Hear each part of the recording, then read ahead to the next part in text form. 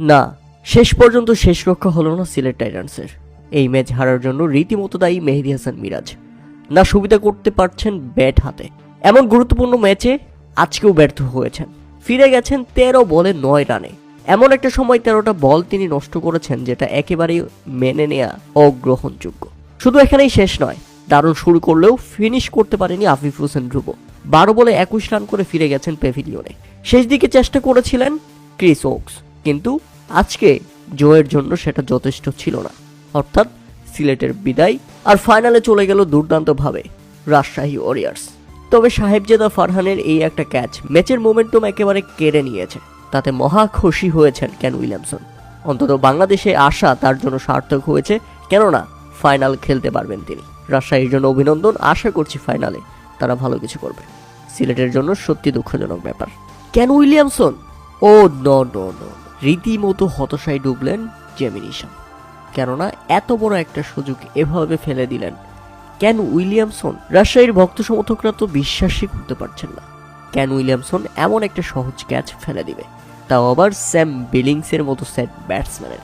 হ্যাঁ দর্শক, ইনিংসের 12তম ওভারের প্রথম বলের ঘটনা ছিল সেটা, যেটাতে রীতিমতো হতাশ করেছেন কেন উইলিয়ামসন। সহজ ক্যাচ ফেলে দিয়েছেন স্যাম বিলিংসের।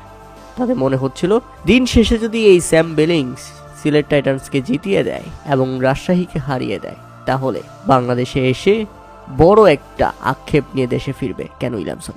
তবে যাই হোক, এরপর সেই আক্ষেপ থেকে ফিরেছে রাজশাহী ওয়ারিয়র্স। স্যাম বিলিংসকে ফিরিয়ে দিয়েছেন আব্দুল গাফফার সাকলাইট, এবং স্যাম বিলিংসকে ফিরিয়ে দিয়ে তিনি সিলেট টাইটান্সের উপদেষ্টাকে দেখিয়ে সেলিব্রেশন করেছেন যে টাইম নাই, কোনো দলকে গুনার টাইম নাই। এর আগে মাঠে এসে রীতিমতো ব্যর্থ হয়েছেন মুইলারি, এবং তারও আগে দুঃখজনকভাবে রান আউট হয়ে ফিরে গেছেন পারভেজ হোসেন ইমন। দুর্দান্ত খেলছিলেন তিনি। 34 বলে 48 রান করে যখন পারভেজ হোসেন ইমন আউট হয়েছেন, মূলত তখনই সবচেয়ে বড় চাপ অনুভব করতে থাকে সিলেট টাইটান্স। উল্লেখ্য যে প্রথমে ব্যাটিং করতে নেমে শুরুটা বেশ খারাপ হয় রাজশাহী ওয়ারিয়র্সের। অধিনায়ক নাজমুল হোসেন শান্তকে সিলেটের অধিনায়ক মেহেদী হাসান মিরাজ রীতিমতো বোল্ড করে দিলেন। 10 বলে 7 রান করে প্যাভিলিয়নে নাজমুল হোসেন শান্ত।